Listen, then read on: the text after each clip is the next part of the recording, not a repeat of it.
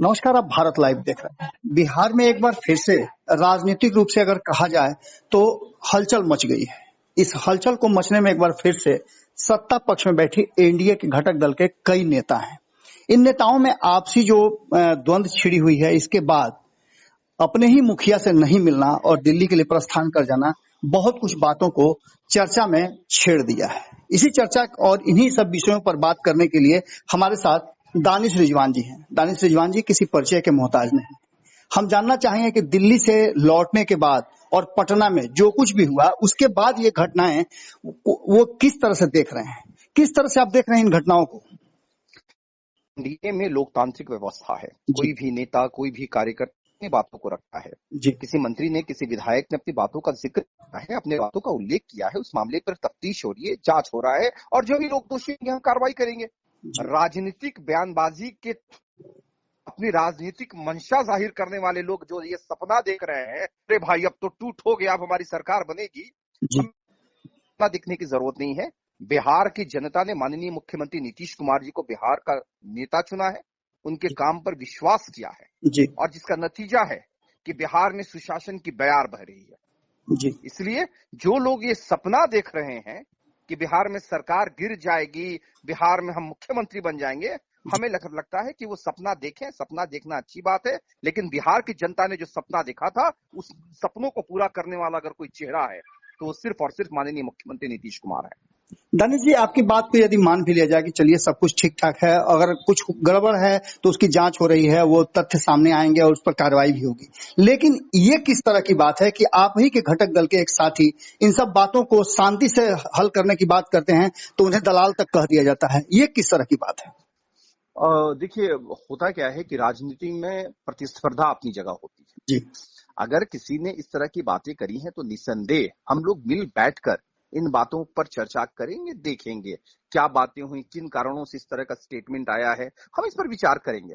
लेकिन अगर अपोजिशन इस मामले में अपना फायदा देख रहा है, उनको लग रहा है कि भाई अब तो लड़ाई हो गई, अब तो सरकार गिर जाएगी, हमें लगना है कि फील गुड में रहे। फील गुड अच्छी बात है, लेकिन ये फील गुड कभी कभी खतरनाक भी हो जाता है। दानिश जी, एक बहुत ही महत्वपूर्ण बात है कि 4 घटक दल हैं एनडीए में जो बिहार की सत्ता में काबिज हैं।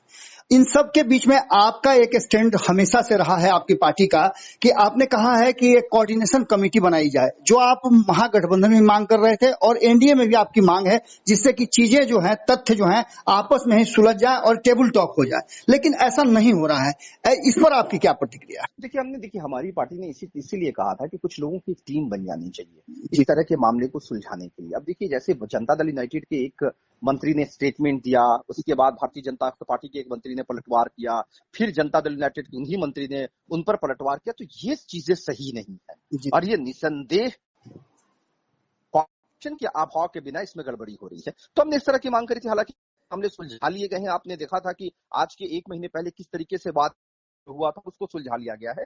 इस मामले को भी सुलझाने के लिए हमें लगता है कि कारगर फैसला माननीय मुख्यमंत्री नीतीश कुमार जी लेंगे और उस पर वो मंथन, आखिर किन परिस्थितियों में मंत्री जी ने इस तरह का स्टेटमेंट दिया है, क्या है, क्या हो रहा है, ये जो तमाम मुद्दे हैं उन तमाम मुद्दों पर चर्चा हो रही है। और एक चीज बड़ी स्पष्ट है, माननीय मुख्यमंत्री नीतीश कुमार जी को काम मिला है बिहार की सेवा करने का, बिहार के लिए काम करने का। ये राजनीतिक तोड़ जोड़, घचोड़ घटाव, ये सब हम लोग नहीं करते हैं।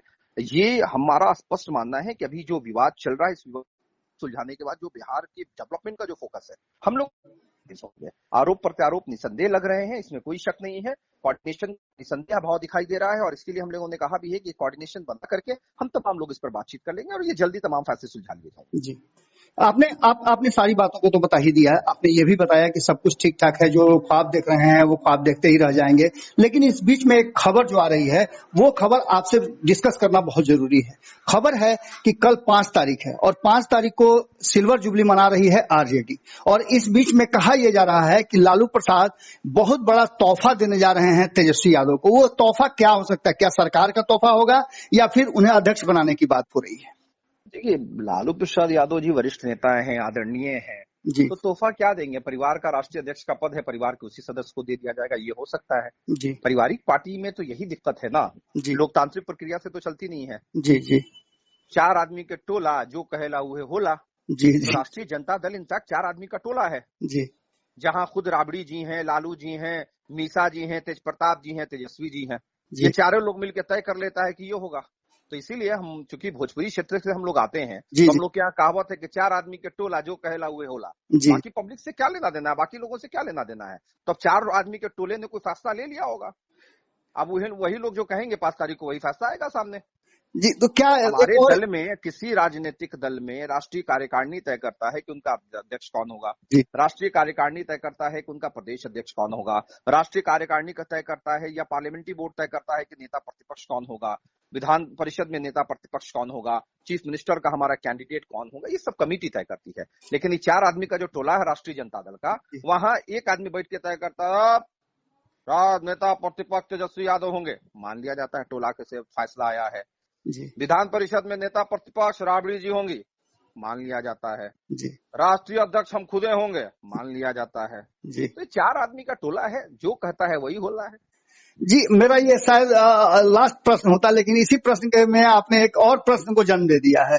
वो प्रश्न है कि कहीं आपका इशारा एलजेपी के तरफ तो नहीं है कि वही वैसा ही हाल आरजेडी का होने वाला है? पारिवारिक पार्टियों का यही जो अंतिम पग जो होता है वो यही होता है।